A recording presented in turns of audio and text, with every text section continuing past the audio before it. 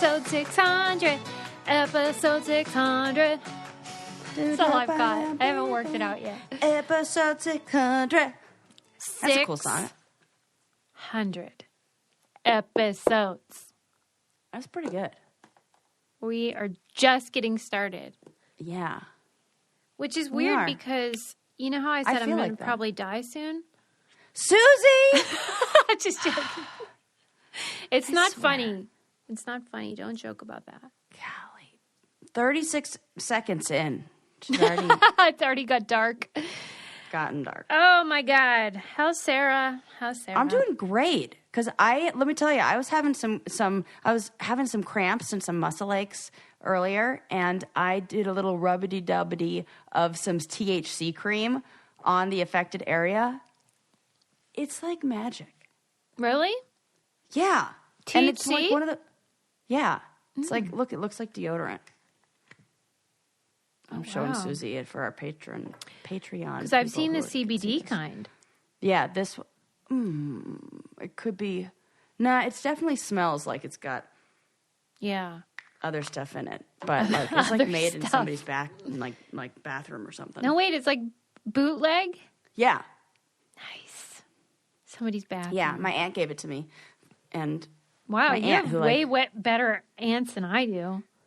She was like, "Here, this is for your muscles." Oh yeah, it feels so good. Wow. Non-commercial for my random bootleg. Well, so then yeah, Sarah's I'm feeling great now.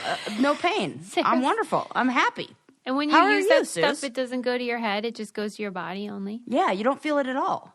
So I can still give you the show. Wow. Okay. Well, she any is loopy ready. Stuff. She is loosey goosey, ready for our show. What about you? Okay. First, well, now because it's like you're my therapist, so like I'll give you my normal life stuff, and then we'll move into brainy whatevs. Yeah. Okay. First of all, I went to a get together, and I would say it's my first like get together that I've been to in 2 years. You know, since COVID, where I didn't know most of the people. Wow. You know? I don't know many people who refer to it as a get-together, which I think is so cute. I just like that already. Is that like an old lady thing? Oh, my God. It's like an old lady thing. Okay. Yes, it is. I went to a get-together. It's funny every time now. A gathering. Oh, my God. It's like in evangelical circles when they say that we're going to fellowship. Like they use fellowship as a verb. That's what it reminds me. We had a get-together. Like, I mean, how old is the average age at a get-together? I didn't even know. This is so sad. This is right. This is not what we want to talk about. I'm totally derailing the conversation. Back to your get-together. Well, this was the first one I've been to since COVID where I didn't know most of the people. And I've said this before on the show that I feel like people have forgotten how to be humans over the last 2 years. Everything's wonky. We don't know how to be people. Well, I thought I was immune. I didn't know that I was included in this. Tell me how you got wonky. Well, clearly I've been hanging around with only people that agree with me for too long. Oh. Because, like, I thought we were all on the same page, like, about racism and... Right. No. Like, stuff like that. I forgot. Yeah. You would think with Peg that she would remind me, but I always think she's just a cuckoo crazy bird, so she doesn't count. Ooh. You experienced the conversations about stuff that maybe we used to talk about, which now we're talking about, and there's a little more of a heightened response. Yeah, like, well... to... So one lady was talking about cancel culture, you know. And okay, like I can talk about that because we've been on reality TV and it does annoy me when someone mentions something I said 15 years ago and acts like it just happened. So I can do that. Okay, let's talk about it. Things have changed. I get it. But then I was like, okay, but we need to be really precise about language. So what do we mean by cancel? I said to the lady, who's an example of someone you would think has been canceled? Oh, no. That was a mistake. Because she said Kevin Hart. Okay, remember the Oscars thing where he ended up not doing it because he had done some tweets about like gay stuff? And I said, well, I don't know if we could count that because Kevin voluntarily agreed to not do the Oscars. Nobody fired him. He just said, I don't want to do it anymore. Right. So, like, was that canceled? I don't know. And then she said, well, I think he got off easy because he's black. What? This just in sentences that have never been strung to two words that have never been strung together before. I was like, I say, what now? Wait, I'm sorry. Come again? But I thought, okay, well, she's crazy. And, you know, there's always somebody crazy at a party. So I thought, okay, well. She's confused. She's crazy. She must have been confused. So then I started going around the other party being like, hey, how about this lady said this thing? And Susie's using it now as like a bit, like a part, like she's like that now. That's like her. It was gonna be like this, where we're on the same page. Can you believe this crazy bitch over here? And that was not happening. No. Yeah. So no, like apparently I've been radicalized. I didn't know I'm a radical. Wow. I'm just saying this story so that you know. So you get if from living in California with their like West Coast liberals. The fruits and nuts. I was with the fruits and nuts too long. But I'm just telling you this because, like, if you go to a party, just so you know.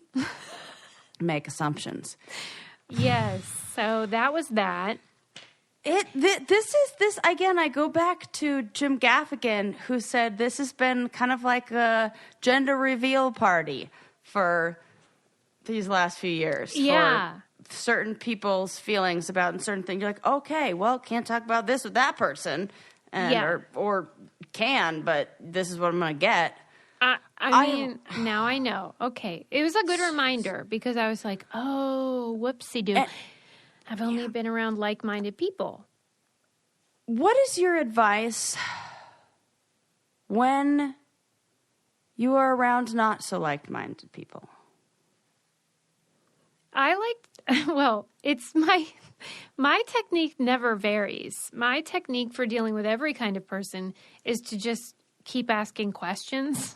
Okay. Because you can paint people into a corner. Like when I said, give me an example of who's been canceled. Right. But then she threw me for a loop because I'm at a polite company. I can't be like, oh, turns out you're racist and we can't talk anymore. So I have to figure out a way to get out of that.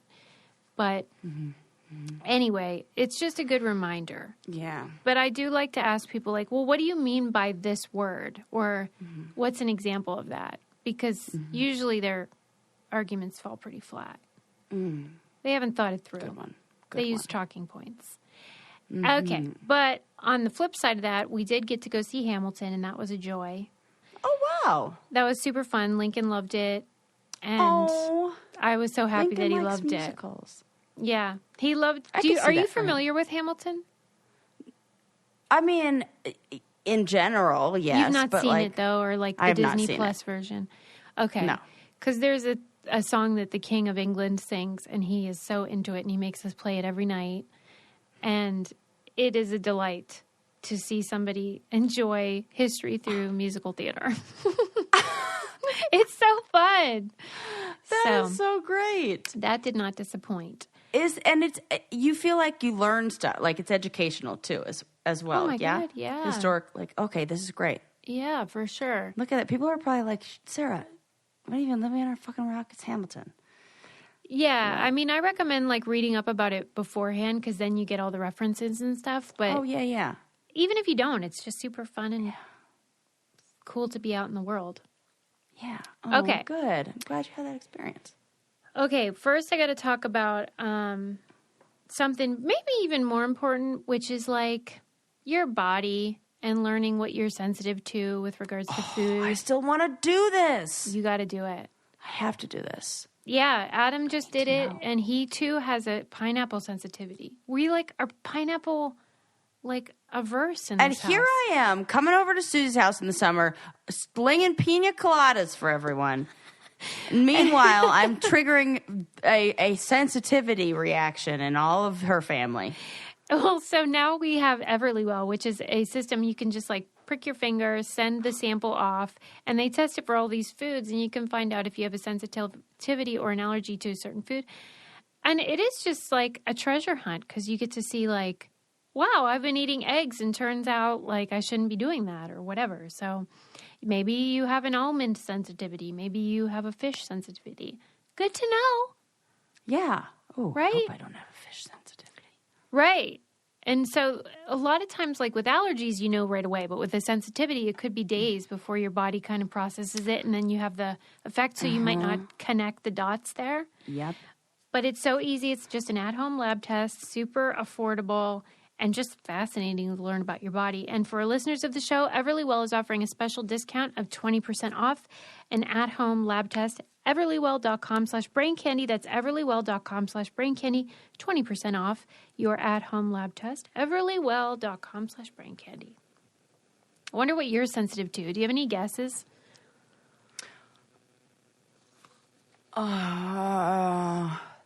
Dairy? I was just going to say cheese. But not because it like makes me. It's not that like I'm not one of those people who like gets gassy or anything like that. Like it's not like, oh, but watch out, Sarah, say cheese. Yeah. It's more like anytime I've cut dairy out of my diet, the people around me will make comments about how my face doesn't look puffy. That makes sense. So it's like I would imagine that when I eat dairy, my face looks puffy. Well, and how a lot of people say it makes them break out. So it seems like that stands to Yeah, reason. it definitely does do that. Okay. I noticed that. All right. You got to get one of these tests because you got to find out what the hell's going on in your body. Question. I just got a text message from my potential new landlord that said that they're only interested in a 2-year lease. Who signs a 2-year lease? I have done that, but it's so unusual. And like, that normally they would tell you that ahead of time. Right. What are you going to do? That is not ideal. I don't want You're not a 2-year kind of gal. No, and then I think about what terrible. if I were to get pregnant? Then what? I'm on the hook for a 2-year lease, and then like, could you imagine? How did they just spring that on you? I know. Now I'm going to have to back out of that. I'm and that so was, like, sorry, the perfect place. Sarah. Should we pause this? You got to process. No. Really? It is what it is. Life, man. Oh my God, life. I hate life. I hate life so much. I mean, it's fine. It is. It is fine. Hey, life game is extra hard this week. This is just like one of those, like, that I chose this level. Damn. I'm really sorry. Oh, well. Though. Damn, I had already mentally decorated. Yep, you had moved in your mind.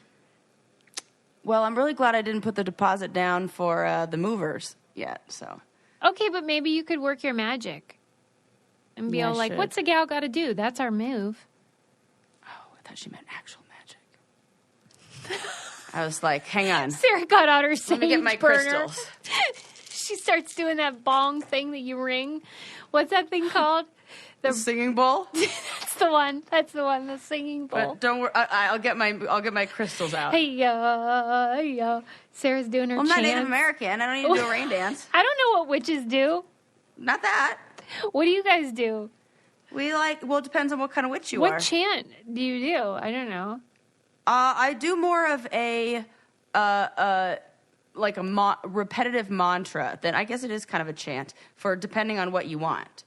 So it's just like whatever. I'll tell you something. I'll tell you an interesting story about this. I wanted to come in. I was like, I'm moving. I need some money. So there was a full moon or a new moon, I think it was, that happened to be like all about like manifesting like some stuff that's like riches in your life. Yeah, the good stuff. So I was like, I know the exact dollar amount. My mom's always been really specific that you got to like ask the universe for it. You can't just be like, I want to come into money because they'll be like, here's a quarter. So you have to like actually like ask for a number. So I wrote down $60,000. Okay. Okay. Yeah. About 30 days later, give or take, maybe a little bit more, maybe like I'd say within 2 months.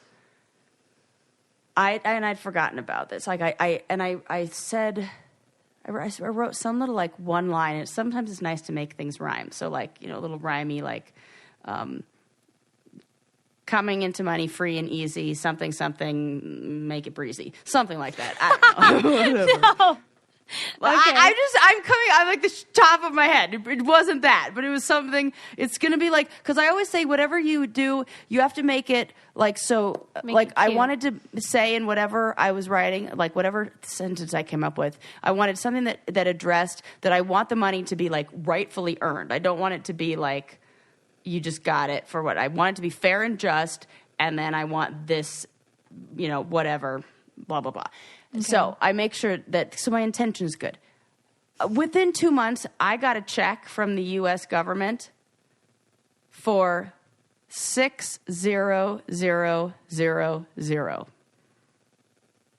Not $60,000, $600.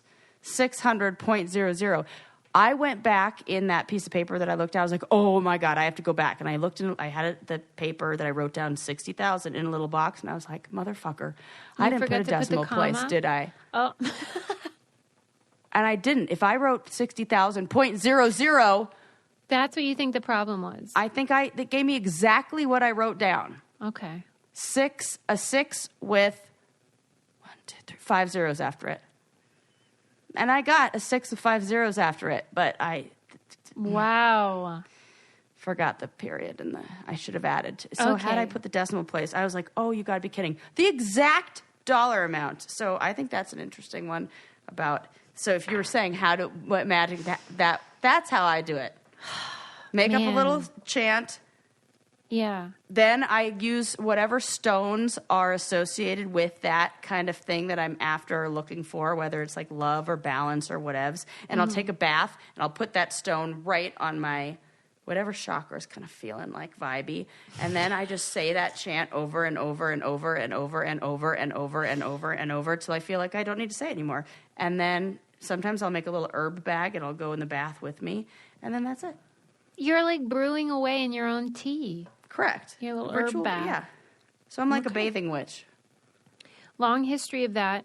Long history of ritual baths. There are. That's yes. not I thought you meant a long history is what I just gave you. A long history of my... I was like, yes. Oral history. Correct, Susie. But you should know this about me by episode 600. I will talk and talk and talk. No, ritual baths are very, historically important to many. Yeah, and that's one of the problems I've been running into in finding a new place is all these cute places only have showers. And no bueno.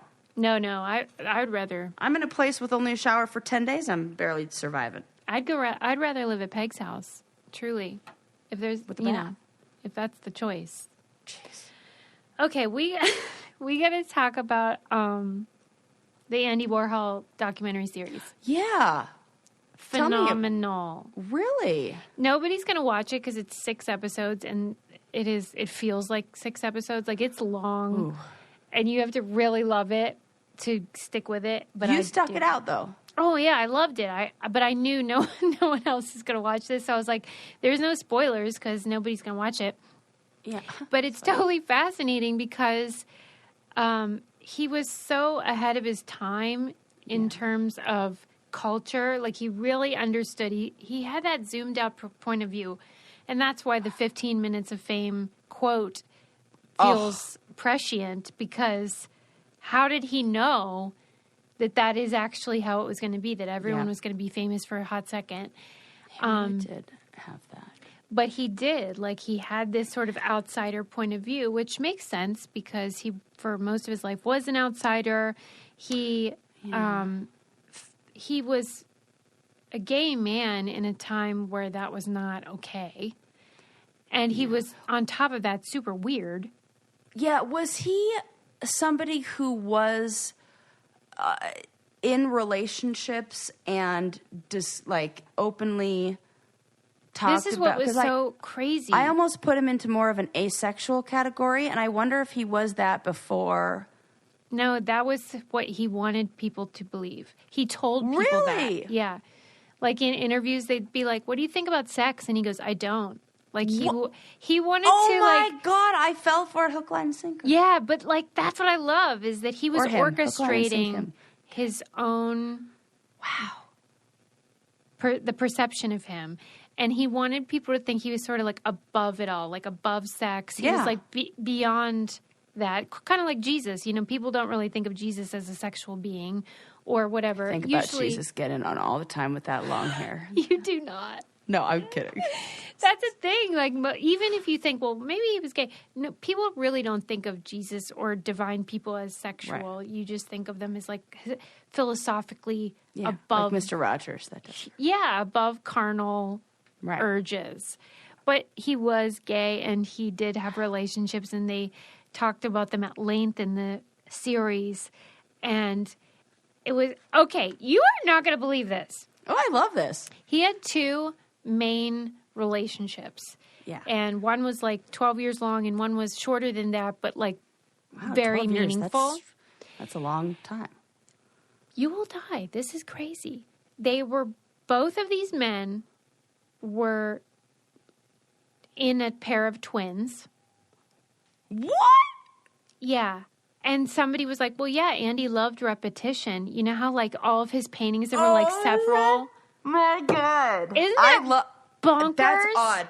That's interesting. Interesting. Both of them had a twin named Jay. Both of them died tragically. It's insane. It's like, of course, Andy Warhol, who didn't even orchestrate this. It feels like he did. Oh, God. Life imitates art, man. Yes. Like, because I thought, wait a minute, this other one's a twin too? And his twin is named Jed, and he died tragically. And it's just like, Andy, you little Dickens. I love this. It's just bizarre. Even like the twin thing, like, do you think that was intentional? That he like maybe was attracted to people who had a duplicate? It definitely could have been. In some interesting way. You know what I wish there was a duplicate of? What? What? BetterHelp. Because two's better than one, and BetterHelp is so great. It just feels like more is better. Everybody should have a therapist. That's Everybody for sure. should have a therapist. BetterHelp is a great online service that allows you to talk to a licensed professional about whatever it is that's on your mind or stressing you out or you need to cope with. Yes. And you can do it from the comfort of your own home, on your computer, your phone, whatever. You could do it just like messaging, or you could have like a video visit. And it's great because everybody needs a little bit of something. We really do. Everybody needs to talk to somebody. We can't all have twins. We cannot all have twins, and we can't all have Andy Warhol. The podcast is sponsored by BetterHelp, and Brain Candy listeners get 10% off their first month at BetterHelp.com/BrainCandy. That's BetterHelp.com/BrainCandy. Customized online therapy offers video, phone, even live chat sessions with your therapist, so you don't have to see anyone on camera if you don't want to, which, you know, some people don't even like that. I love that. Yeah, like sometimes, like as a client, I prefer not being on video, and because I like to just like spin in my chair and talk. And sometimes, like I feel like I can get deeper if I don't see them, and I can just talk a little more open. Yeah, because that can be a distraction. Yeah. So give it for a my try, clients, guys. I'll take whatevs. But okay, and then but the series in general is just compelling because when you think about where we are now with everyone having to think of themselves as a brand, he was doing that beforehand. It wasn't just about his art. It's almost like I feel like he invented that. Truly, because yes, his art is cool and interesting and whatever, but it was also about who he was. I read this article in the New Yorker about organic food, and it was about this huge scam that went on. It was the biggest food scam ever in the history of the U.S., where these farms were pretending to have organic food and selling them to like Whole Foods and stuff, and they weren't organic. What? And the point of the article was that like half of the thing about organic food is the story of it. Like, correct. I'm giving this food to my son because I care about him and I love him. And it's almost like how we talk about collectible baseball baseball cards. It's like, it's not the card, it's the story of the card. Yeah. This is Babe Ruth's for the... Yeah. And so, like, the stories we tell add value, and that's what Andy did with himself. He created himself as almost like this divine being that was not even human. And I remember one about him doodling on a restaurant tablecloth that's one of those paper tablecloths, and somebody cutting it out and saving it or framing it. And I just liked that he would doodle on tablecloths. Right, like anything could be art if there's the story to tell about it, I suppose. Yeah. So when I think about the Kardashians and all these people that have become brands independent from like themselves as a human. Yes. It's just really seeing how that... It is interesting. At what point does it switch over? Yeah. And change from a person to a brand? I felt...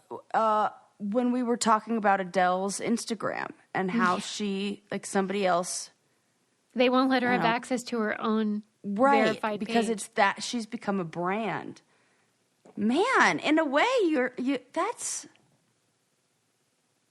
Where does personal responsibility end and begin? And well, listen, that's very interesting. Even if, let's say our listeners, like, I'm just a mom in Iowa, like, I'm not a brand. But, like, if you have social media, you are curating your life. You are deciding what to share and what not to share, what is private and what is public. You're still a brand. Yeah.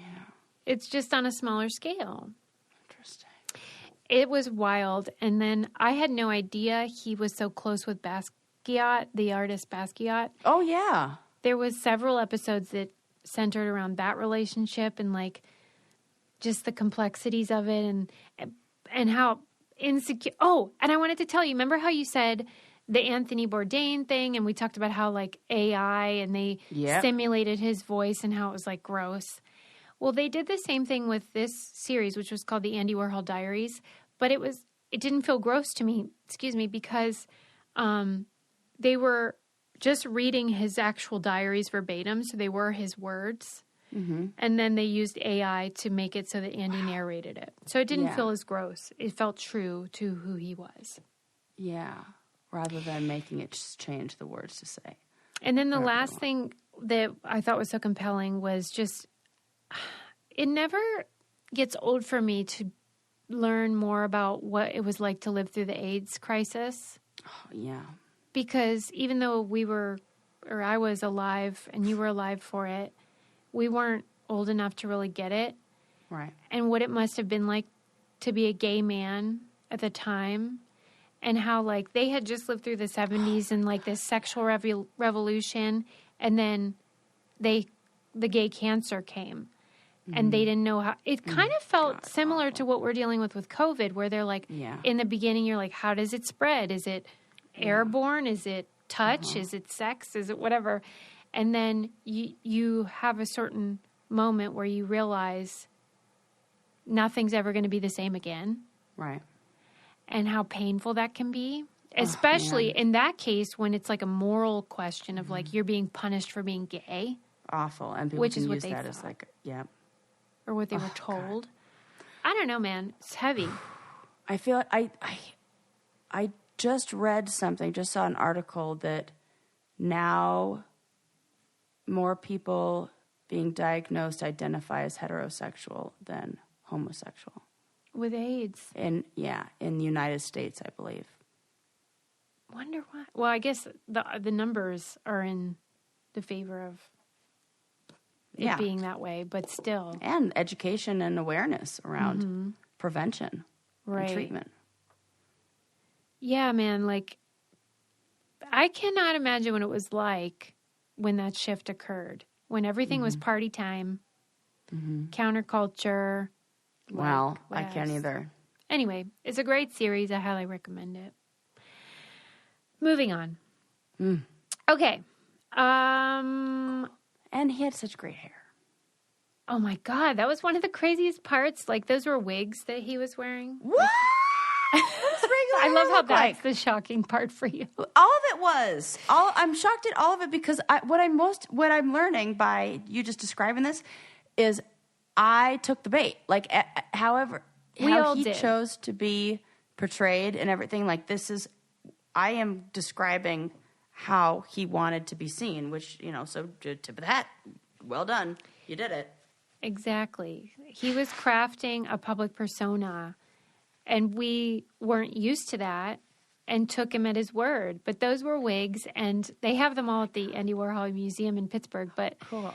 In Pittsburgh? How come you guys have all the museums? Well, he was born here. I forgot that he was born. Right. Yeah, remember his cemetery story?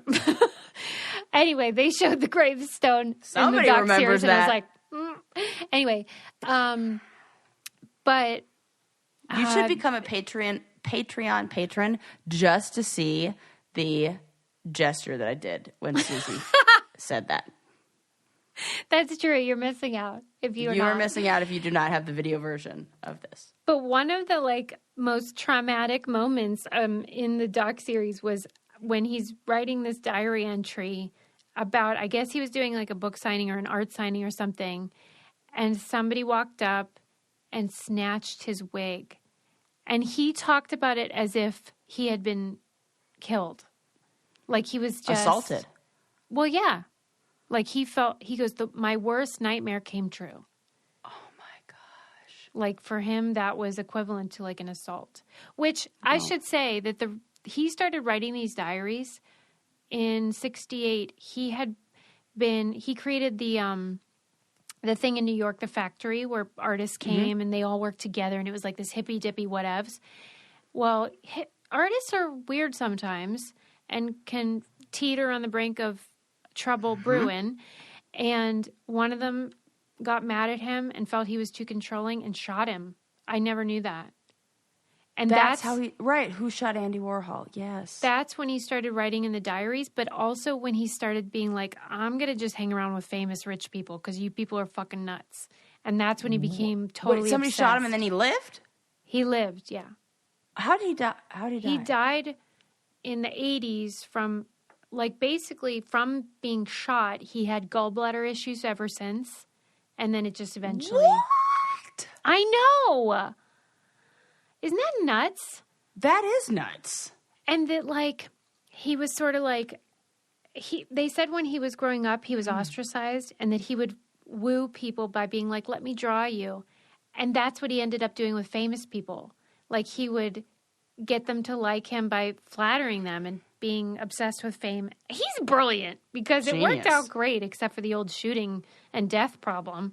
But other than that, that was his whole life. Was making people happy, but he suffered with imposter syndrome. He never thought he was enough. He thought he was a loser. Totally interesting. Moving. Oh, fascinating. Well, thanks for that summry. I'm so sorry I kind of you guys had to sit through that, but it was really great. What do you mean? Sus, it was way shorter than 6 seasons. That's so true. That's so true.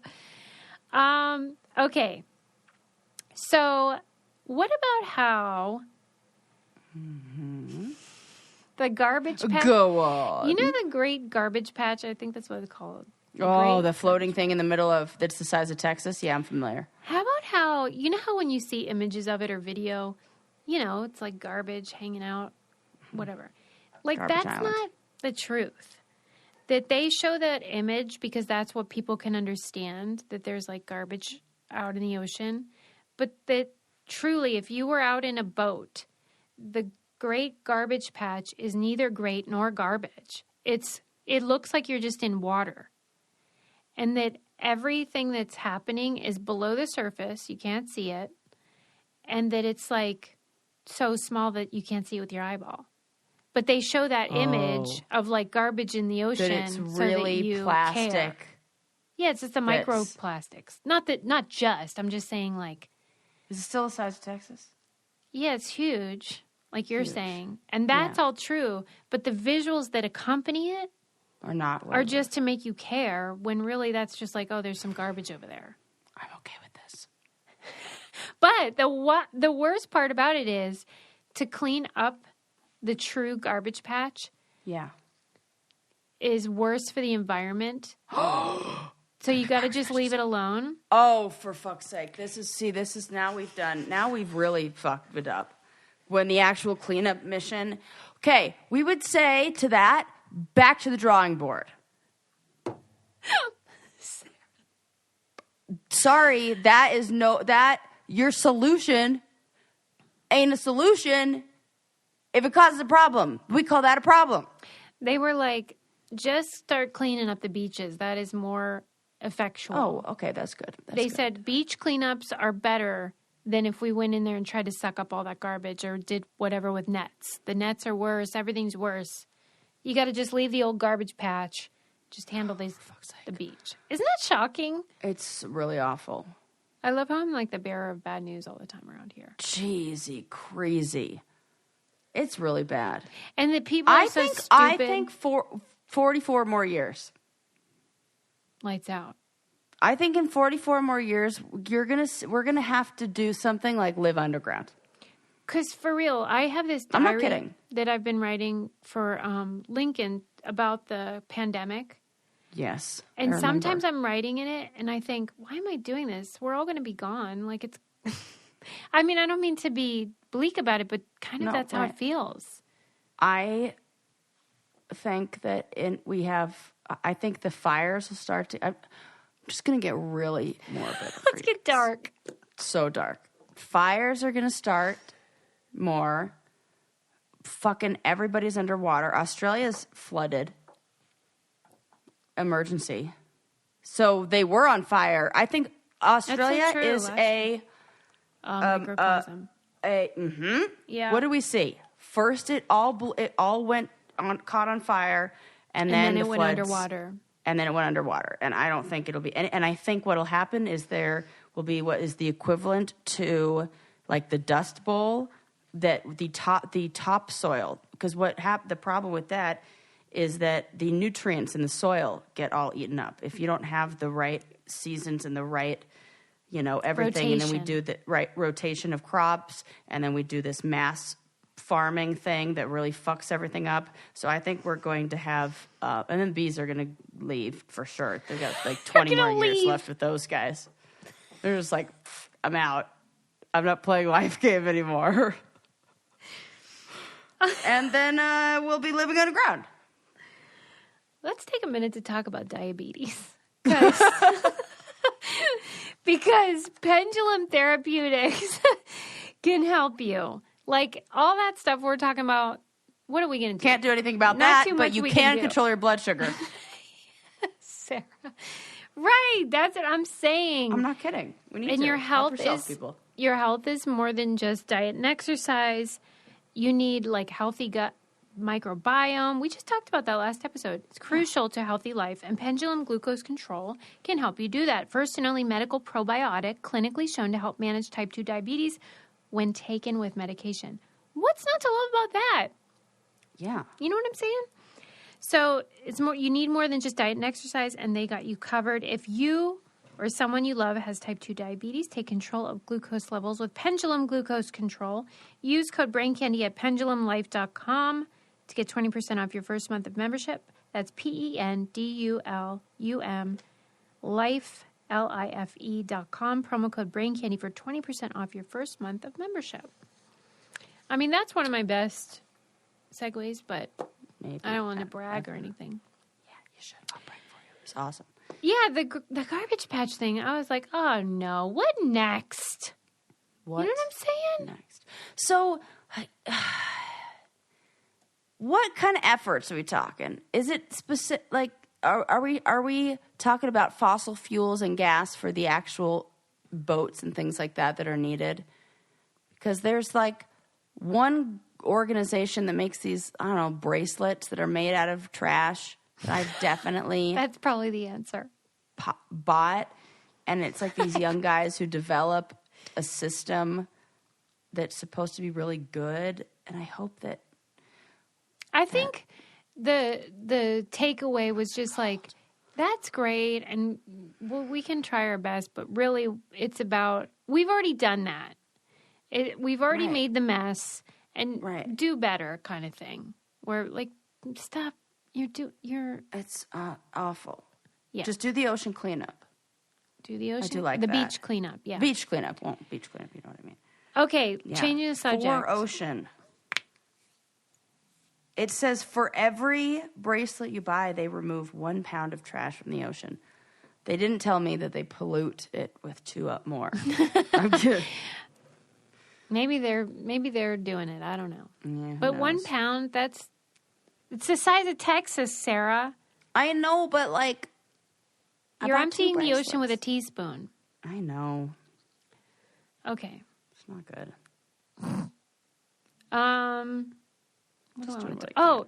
Okay. I don't know. I got worked up about this. This is stupid. What? So Amy Schumer is she's doing promotion for a show that she has coming out called Life and Beth that she wrote and produced and all that. And her co-star is Michael Cera, who I love from Arrested Development. So funny. And evidently Michael Cera, like unbeknownst to us, he's very private, and he got married and had a child without talking about it. And then she like talked about it. Yeah, I know. I got tagged in it because when it came out, people say she looked like me. In the movie? Or in the... No, people say that his real life wife. Oh. I just got tagged in that photo today. Somebody was like, how come Michael Cera didn't tell us that he was married to Sarah Rice from the real world? Oh, gosh. I didn't know that. That's all. I would not have known about it yesterday. Okay. Well, then this worked out great. So, and then she was like, oops-a-daisy. Like, did I just squeal on him? Like, you know, it's hard to keep right. track. Oh, yeah. Amy Schumer came out talking about that. I did read that. Okay. That he like, yes. So, like, on one hand, like, that sucks that she told his private life that he clearly didn't really want people to know. But what? Tell me. I feel like that's dumb because Amy Schumer had no fucking option with her life. As that every is exactly what I was mad about. I'm mad about that. Thank you. Who cares? And Michael Cera is also, I feel like, I don't know if it's just like people say this because it's the opposite of what he plays, but I feel like he has a reputation of being kind of an asshole. I have not heard that. I feel like I have heard that. But even if he's super nice, it's like, maybe I just heard listen, that one he's not saying he's mad that she told her anything. So, like, he's not really the problem. Right. He's not. But I think we should not be getting mad about that. It's stupid that we're getting mad about that. It's effed up that, like, a male celebrity... Susie says effed up. It's fucked up. You can say fuck. Karen's... Not Karen. Linda's in here. I almost forgot the name of our own. It's fucked up that he could even have the option of, like, a secret marriage and baby and child and human. Right. And that, like, she has to make a documentary about her endometriosis. Yes. What was it? What's the other one? I forget what it's called. Where you throw up all the time. Yes. Starts with an E. Hypermesis gravidarum. That's the one. It starts with an H, not an E. Close enough. They're next to each other now. Yeah, and so, like, it's so evident... Yes. That she's like, let's just make a documentary because... I'm going to have to talk about this anyway. He has a child, a human being that he created, and nobody knew about it. And let's think about all of the things that a woman has to go through that aren't the baby, not actually having the baby themselves. I'm going to talk about the extra things that if you've seen any of Ali Wong's stand-up, she will tell you all about, which is so well, too.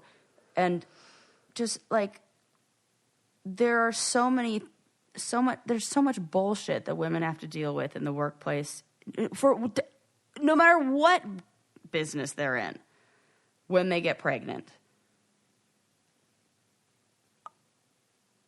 I feel like it's so this situation so perfectly illustrates how there is such a difference for how women have to deal with that and what men have to, or I should say what men don't have to deal with. Even like the Rihanna thing, which it's so fun that she's expecting and then she's such a beautiful example of pregnancy and all that. It's fun to see. But like most women in showbiz will hide it as long as they possibly can. Mm-hmm. And like, they're like practically due date and they're like wearing the Lenny Kravitz scarf to like hide it. Yeah. You're so right. And that, she waited a long time, but like then it's like belly shirts in the winter, bead curtain shirts, like, because it's a celebration. I wish it could be a celebration for everyone is what I'm saying. Yeah. But it is not. It's a liability for most of us. Remember how, like, when I got pregnant, I was in grad school, and my colleague his wife got pregnant, and, like, they would say to me, oh, I feel like your dissertation timetable is a little ambitious for somebody in your, like, starting a family. Nobody ever said that to him. No, I remember that. I finished 2 years ahead of him, but whatever. Yes. I'm just saying, because that was a woman saying it to me. So I hate this all. I hate all of it. I'm just saying there's a difference anyway. Huge. I feel like I was just, I think maybe it might be in the book club pick. This is a topic that comes up. That why they didn't pick any female astronauts for the space program. Oh, yes. But, yes. Stuff like that. It's constant. I hate it. I saw a tweet the other day from this guy, I assume is like maybe multiple people, or maybe one person who's like doing this on their own. And to you, I say, a tip of the hat, sir, or madam. Any company that tweets about, because it was International Women's Day, like not that long ago. And he said, any company that tweets about what they're doing for International Women's Day, I'm going to publish your pay gap. Right. I want to know how awesome. It knew the pay gap, though. Because you know how, like, salaries are private and there's that's part of the problem is that you're not allowed or you're not encouraged to talk about what you make.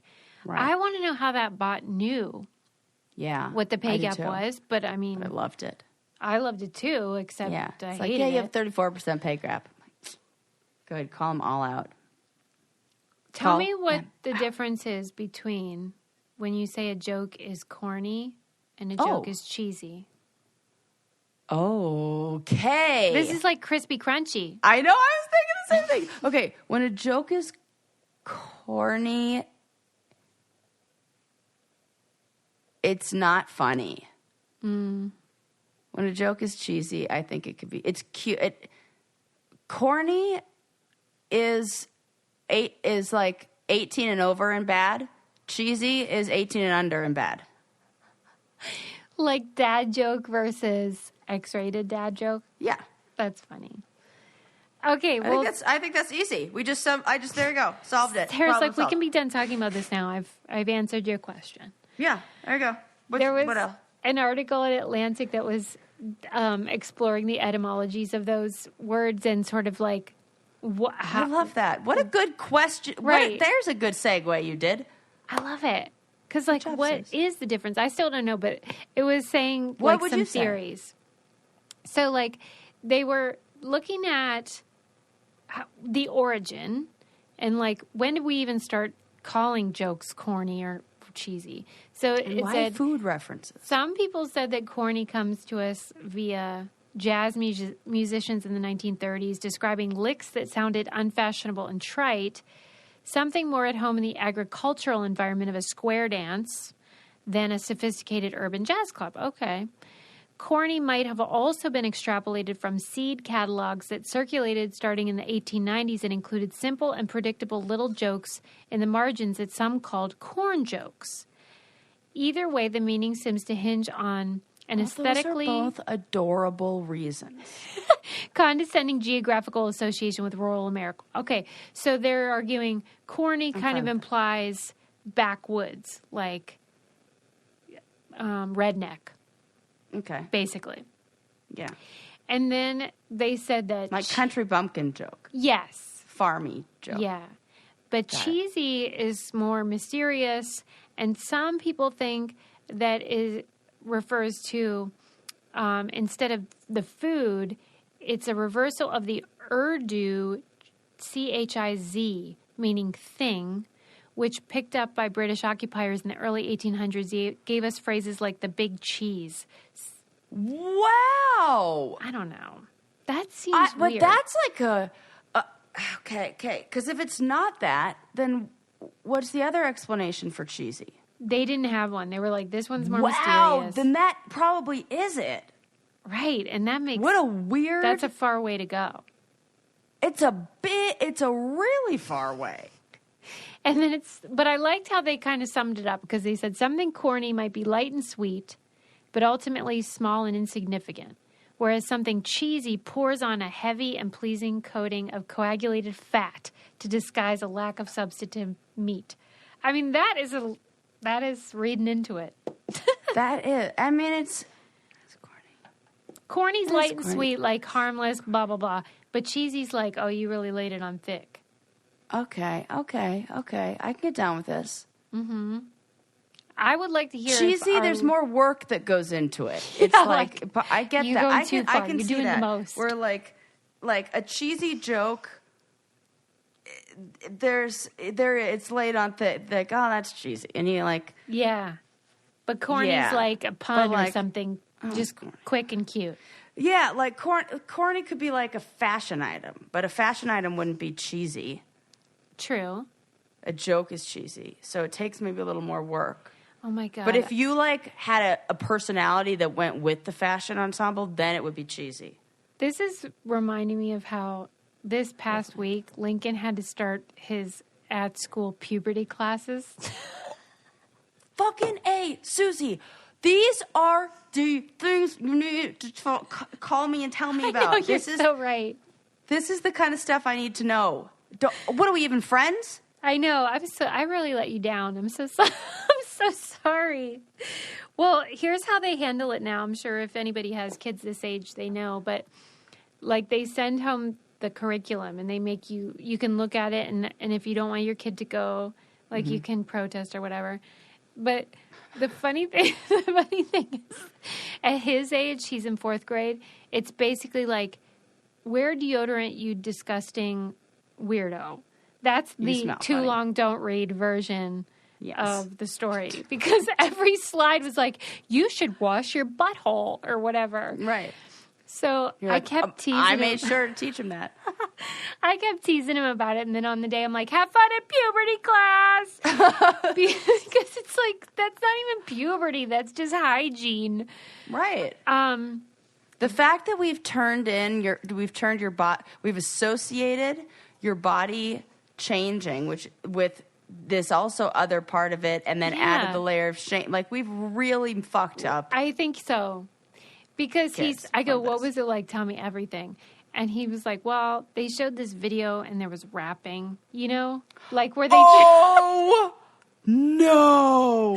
That's what made me think of it, the corny, cheesy thing. Because I go, oh my God, it's so corny. Definitely going to be white kids rapping, which is definitely going to be worse. That's a great question. I'll ask him who was rapping. It's going to be it's going to be bad.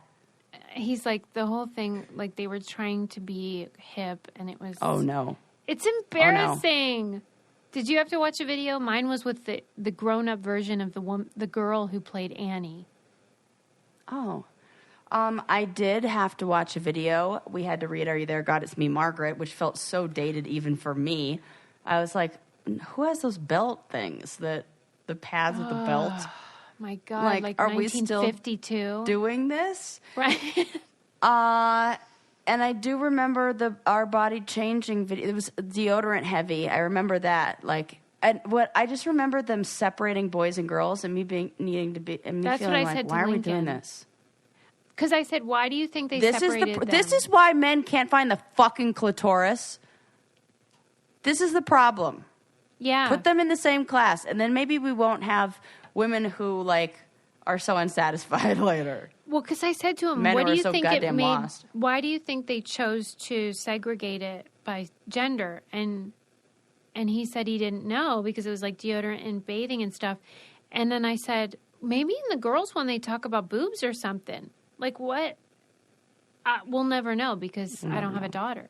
So I don't know what they talked about in there. I think they talk about menstruation, that's it. But I feel like men should know about that. In the 4th grade one? Because then why didn't they talk about boners and pubic hair in his then? They didn't talk about that? No, just deodorant and God. cleaning your balls or whatever. I don't know. Look, Sarah, I wish you could see Sarah's face. If you're watching on Patreon, you will appreciate how fed up she is. I don't even really know why. Because they're not teaching the right information. Well, and then the parents at home aren't talking about it. They have a 5th grade one, though. So I assume, like that stuff doesn't happen one year. For fuck's sake. Here's what we shouldn't be teaching it while they're experiencing it. Okay. You don't practice what to do in Well, because, right, especially with periods, they can get that at 8 or 9, and he's 9.5. This is your fucking body. I don't understand what, Well, and we watched the Disney film Turning Red, which you would love. I did see it. Oh, you did? Yes. I would give it a 7 out of 10 for Pixar movies. You didn't love it? I didn't love it. I think a little bit of it was I felt like it was kind of cheesy. Did you? Maybe you're I growing felt like up, I didn't need the addition of the boy band part. Oh, I like that. You know why? Maybe I was primed because I had read articles celebrating how they were making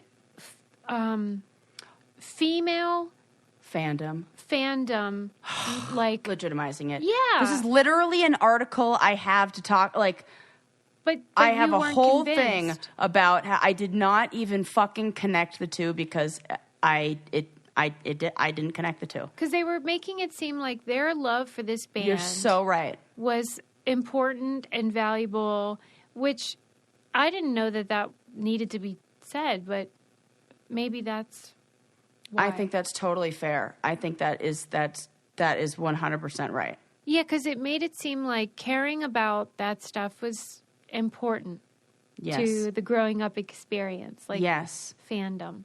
Absolutely. But, in it, the main character is going through puberty, which is created through a metaphor, but they mention menstruation, and, I said to Lincoln, her mom thinks she's got her period. And Lincoln goes, what's that? And I'm like, the tampon thing with the blood. And he was like, oh, yeah. But it was just he needed a refresher because it's just not in his radar. But he knows what it is, and it wasn't weird, and he loved the movie. And I'm so glad that they included that, and it's just sneezing or any other body function. It needs to be...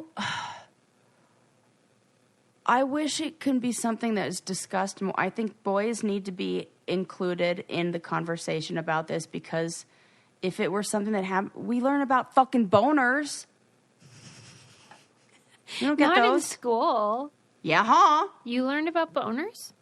Yeah, we learned about nocturnal emissions and everything like that. No, I did not. I remember that. I went to Christian school. We didn't. Well, yeah, they weren't teaching you about anything. You learned about boners and what do they call that? Nocturnal I know you emissions. said that, but what is the other? Oh, wet dreams. I was like, what's the nomenclature of normal? Right. I was like, Susie, that's what they're called. I'm like, oh yeah, wet dreams. Yeah, I've heard about that.